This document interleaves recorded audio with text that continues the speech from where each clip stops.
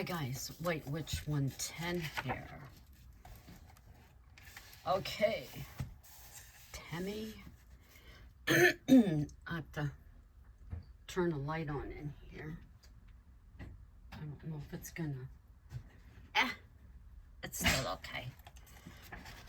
I just finished a good dinner of homemade pizza. Thick homemade pizza. Hubby and I finished one slice, and the other slice we ended up leaving about, like, where is it? About that much of the crust. It is filling. We still have 4 slices for maybe tomorrow. Okay, this story, I am pleased with it. I'm happy with it. No, I have not finished it as yet, but this one I will be finishing. I don't have a title for it. What else is new? But I shall read it. It's how many pages? 21 pages in my book. So here we go. Oh, that's hubby with his slippers. Okay. Tina sat alone under the cover of the cave as the rain came down. The chill in the air behind her sent a shiver down her back. Thunder roared overhead, and the treetops swayed. The atmosphere filled with the aroma of earth. Her body relaxed, and she smiled. Her life in the city seemed so far away at this very moment. The noise and congestion Tina left behind a week ago. The sound of rain hitting the green leaves brought cherished memories back to her. Life was so simple then. She imagined it would always be like that, only if it had been. Being an adult was nothing she was prepared for. The freedom she believed awaited wasn't truly that free. The daily routine from Monday to Friday had become more of a chore each passing year. Tina wished for the life she had dreamed of, the life she thought all adults led. Bills came in and rent was paid. The money left over for food, then a few dimes to tuck away. Sitting here at that moment, it was all a blur. It all, sorry about that, it all didn't exist. Pushed to the back of her mind, where Tina longed it to stay. The rain was not easy, so she pulled out the lunch she had packed, a simple sandwich and a bottle of flavored water. Every color before her was richer for the rain. She inhaled the fresh air only found this far away. The cabin at the resort was wonderful. The smell of logs filled the room. Tina had plastered her walls with pictures like this as a teenager. She had once inquired to her parents why they couldn't live in one. Their response, too expensive. Indeed, the price had only soared since then. Even to rent, she saved months. Though Tina told herself, well worth it. Working remotely as an editor, she could realistically stay if the cabin could be rented permanently. But everything came down to price. It was only the end of her first week. She had 3 more to enjoy. It would be like every other holiday in the end. Sad to go because the room became like home. And Tina realized, as we all do, visiting and living in a space are 2 different things. Though in the atmosphere like this, she would thrive for sure. From the moment Tina had set foot on the property, she had déjà vu. It was all so familiar in a comforting way. She had done nothing but smile since arriving. A couple of hours passed before the rain began to let up. Pulling out her camera, she began to click away, the water droplets on plant life she adored. She had over 100 photos by the time she reached the cabin. The first large puddle she came to on the path, Tina had to. All the force she could gather sent her directly in the middle of it. Water splashed everywhere. Her pants were soaked as well as her socks and shoes. She laughed out loud at herself. There was no one for miles to judge her, and that felt amazing. So why not keep jumping? Tina continued until all the water was gone. Catching her breath, she heard laughter.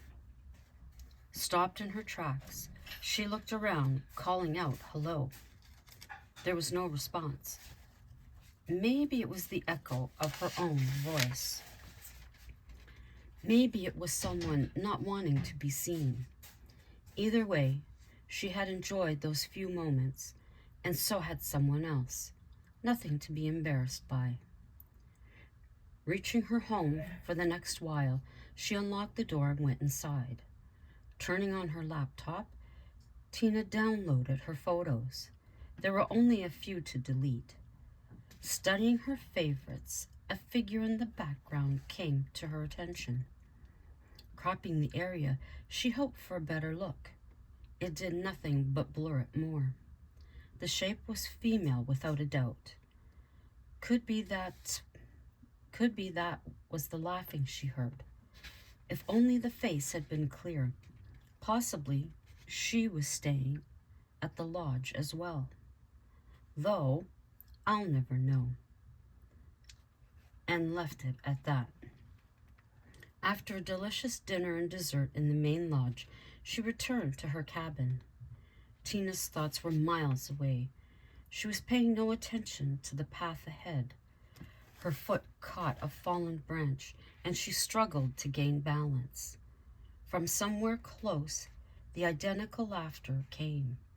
Once again, she called out with no response. Tina shrugged her shoulders and went to bed. It was a glorious morning.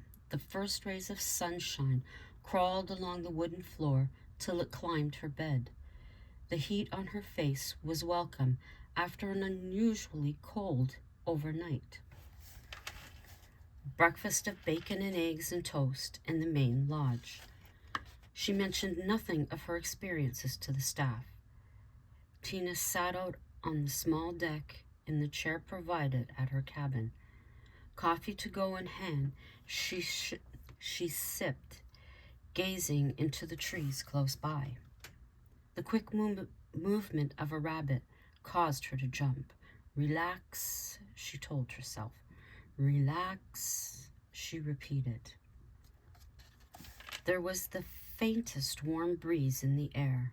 Tina closed her eyes, tilted her head back, soaking in the feeling. Flittering leaves resonated beautifully to her ears.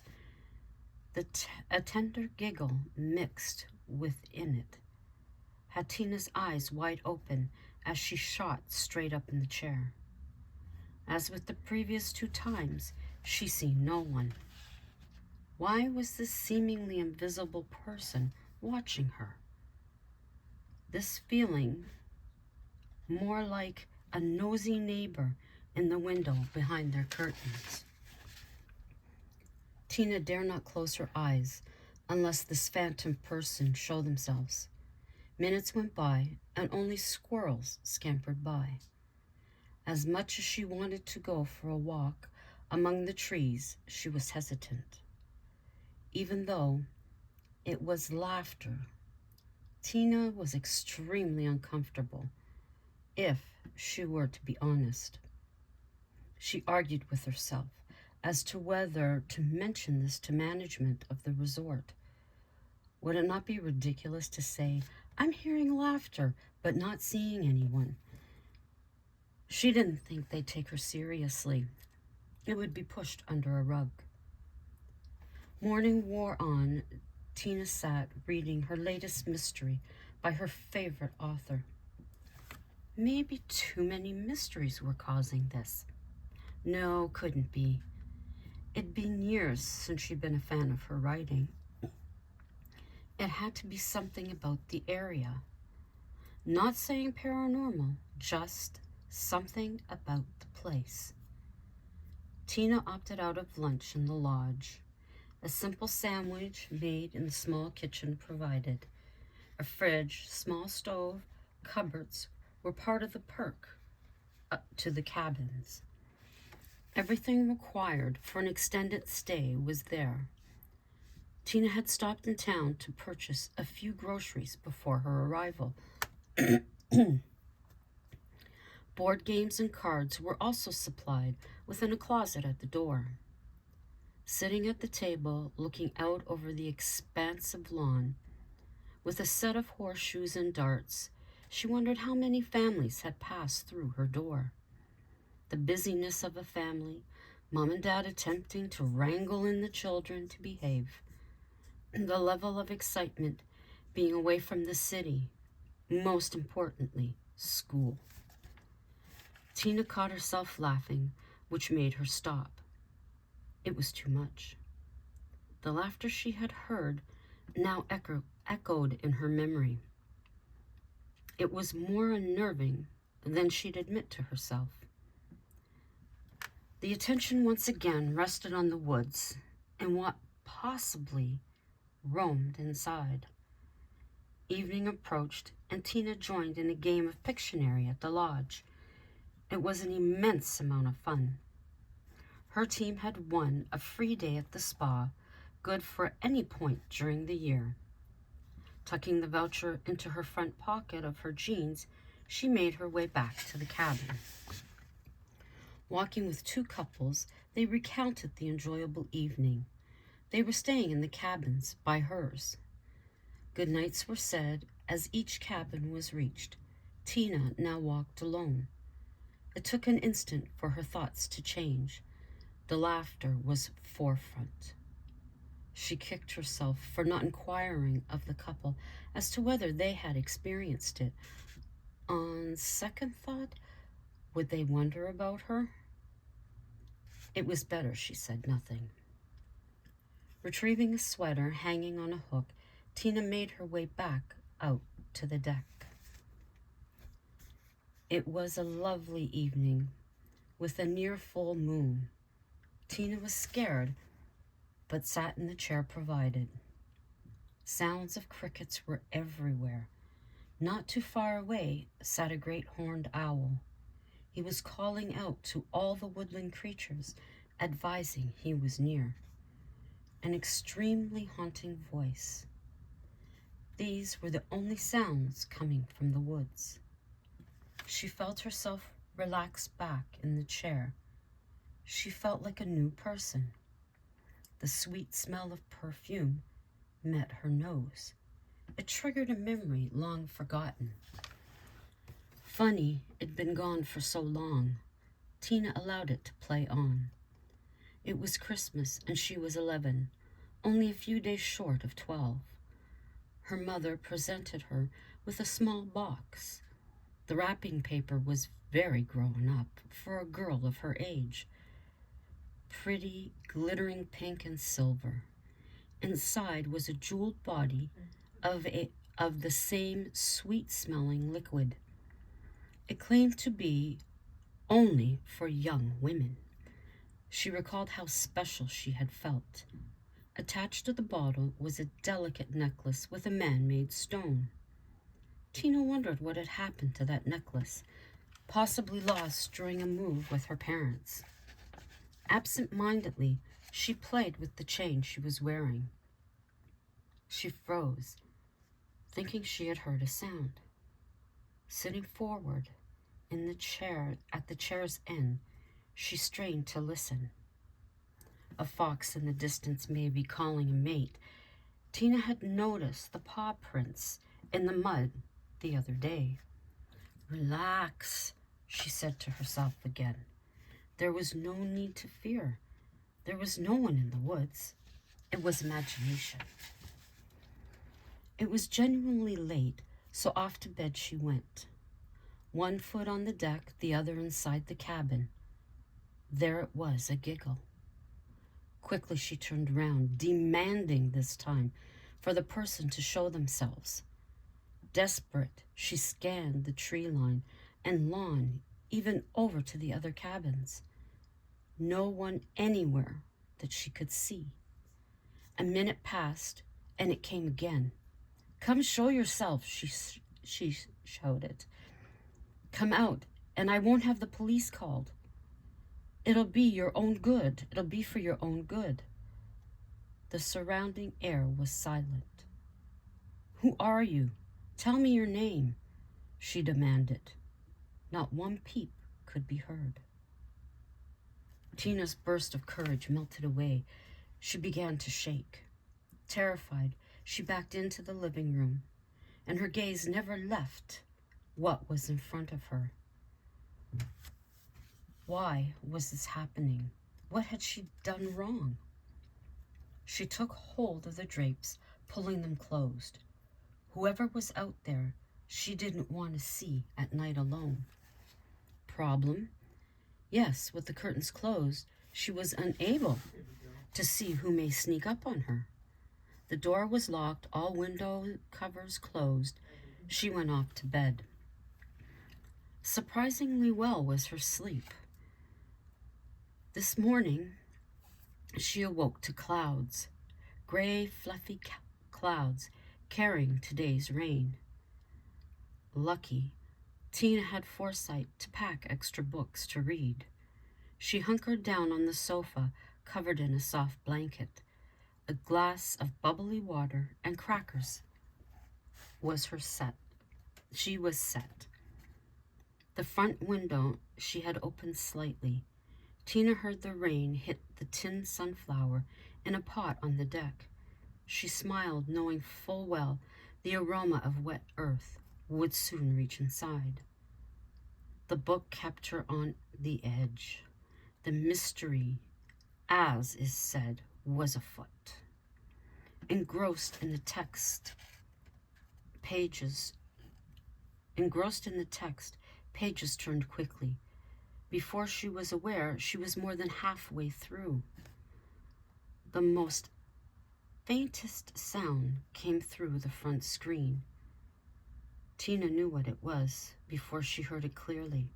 She got up off the sofa, moving toward the window. She realized no one would be there, like every other time. Nothing but vivid greens and browns of tree trunks. The rain on the window made her view fuzzy, but that was fine. She was in no hurry to greet the face of the voice. The atmosphere outside darkened as the storm blew in. A westerly wind caused its course to change. The resort might be in for a bumpy ride. Candles. Tina jumped up off the sofa, throwing the blanket over the back. I think I seen them in the kitchen cupboard, she said to herself. Sure enough, in a new box were candles ready to use, a box of matches laying beside them. Carrying them to the coffee table, Tina was ready if the power went off. Pulling the blanket over herself, she continued to read. Her stomach reminded Tina it was time to eat, no matter what the weather. Mayo, mustard, butter, ham and cheese. On a small plate, she took it to the sofa. Nose back in the book, she took small bites of the sandwich. A couple of crunchy chips. The lunch was complete. A pickle. She ran to the fridge, grabbed the jar, and speared two with her fork. As she closed the fridge door, laughter wafted through the screen.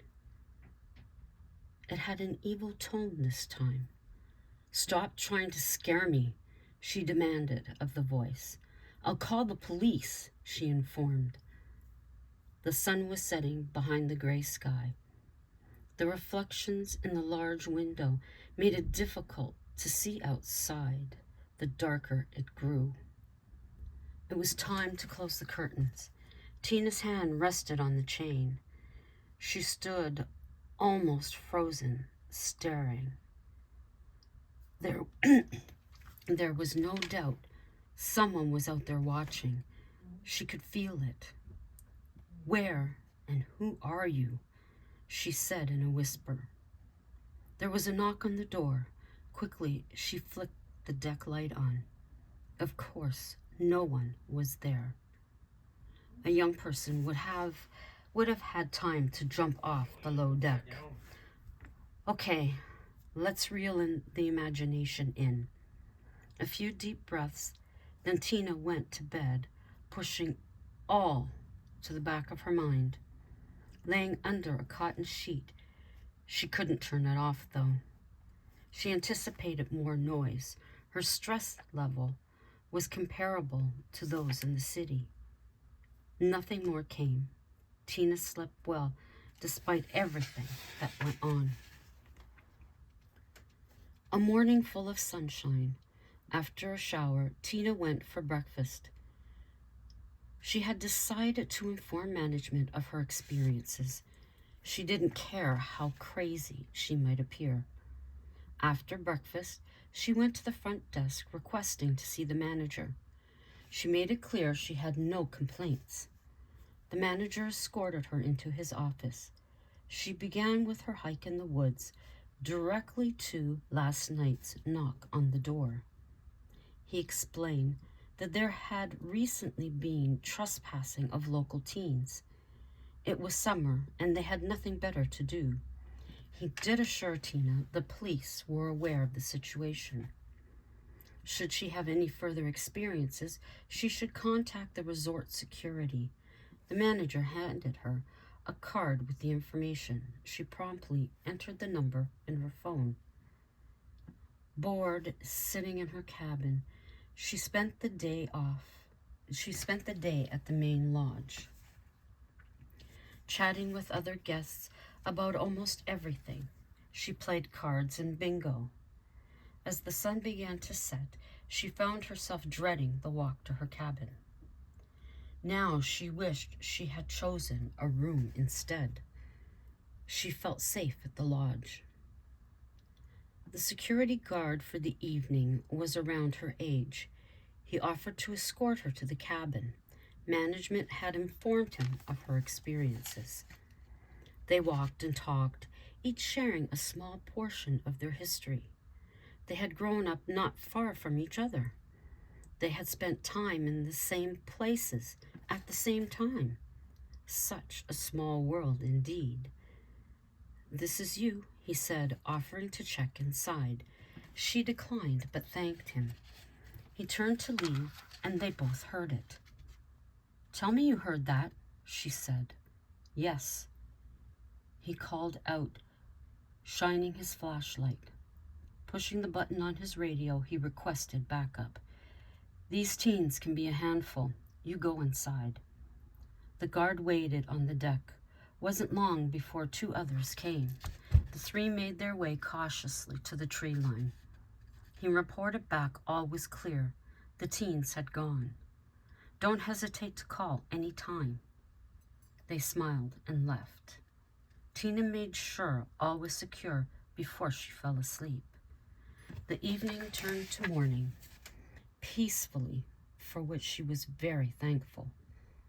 Unfortunately, this morning felt more like autumn. The wind blew strong from the east. Tina felt the cabin shake with each gust. This didn't make her happy at all. Outdoor activities were canceled. The white caps on the lake violently crashed into each other before racing to the rocky shoreline. The trees swayed beyond their limit. Tina was sure.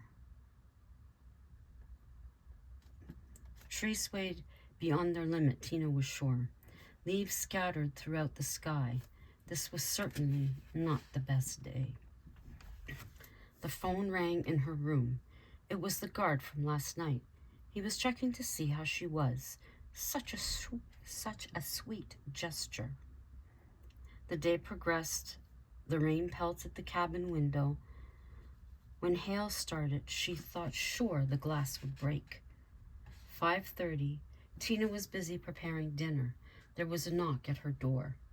Fear swept through her body. Slowly, she went to the window, peering out through the rain. It was the guard. Quickly, she unlocked the door and let him in. "Stopping in to see you. Everything all right?" She answered yes. Tina could sense he wanted to talk, so she obliged. "Please, have a seat." She pointed to the sofa. "No, thank you. Looks like I interrupted you." He pointed to the kitchen counter. "It's just a sandwich. I can make you one." Seeing the look on his face, she added, "It's no problem. I'd like some company if you can spare the time." The guard smiled, accepting the invitation. "Thomas," he blurted out. "My name is Thomas." "Nice to meet you, Thomas. I'm Tina with a Y."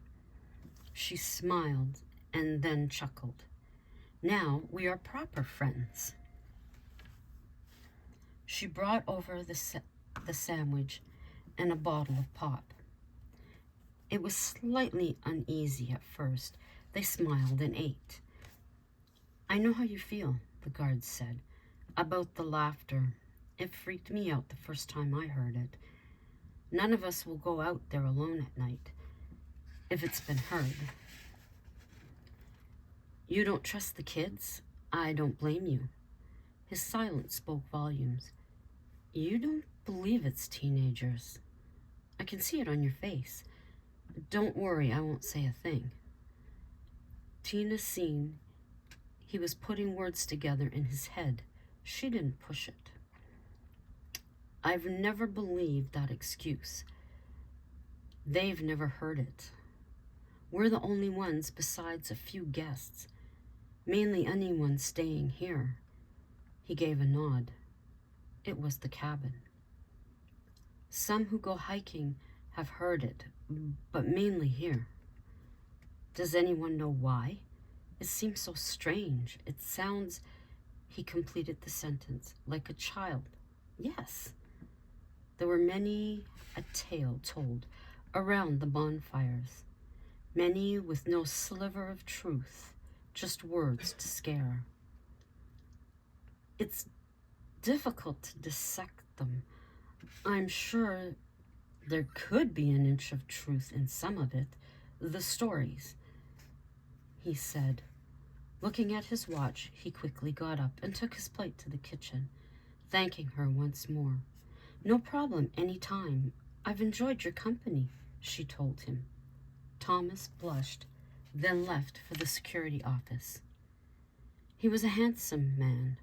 Tina figured in his mid-30s like herself. The storm was letting up as the hours passed. The rain had stopped beating against the window. Tina opened it a crack to smell the air. This always calmed her, always made her smile. Any smell that reminded her of her childhood was welcome. Tina was just about to turn the lights off when she heard it. It was so close, she thought for sure the person was on the deck. Flicking the light on, the space was empty. She pulled out her phone, pushing Thomas's number. He ran to the cabin with the other two guards. They searched the area and found no one. The two guards made their way back to the office. Thomas spoke with Tina. "All clear, no sign of anyone." "I'm beginning to wonder," she began. He tilted his head. "If this isn't paranormal." Thomas didn't flinch. "I wouldn't have suggested it, but that has always been my thought." "I don't feel so crazy," she said. "Having said it, I don't believe it's some sinister reason. People always go to horror." "Guess you should get going back." She dropped her eyes. "Yes, but I'll check in before I leave. Call if it happens again." Most of the night was uneventful. About 4:30, Tina woke to the sound of the door handle violently shaking. She grabbed her phone on the nightstand, calling Thomas.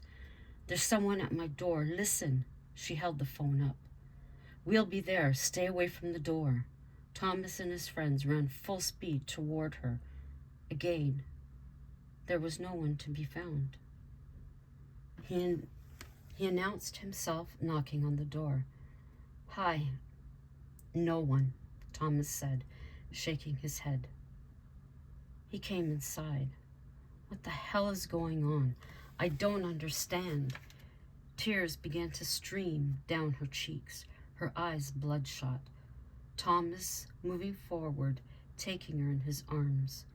Tina continued to cry. "Hey, we'll figure this out," he assured her. "A part of me wants to go home, to get away from this." His heart sank. He didn't want her to leave. "We'll figure this out, I promise." Words he couldn't guarantee, but had to say. "I really don't want to leave. I'll see what I can find out online. Hopefully something will come to light." She had dried her face and calmed down. "I have to get back." He nearly leaned forward to kiss her. Tina felt her face flush, and she smiled. Not bothering to change, she got right on her laptop, searching for clues to an answer.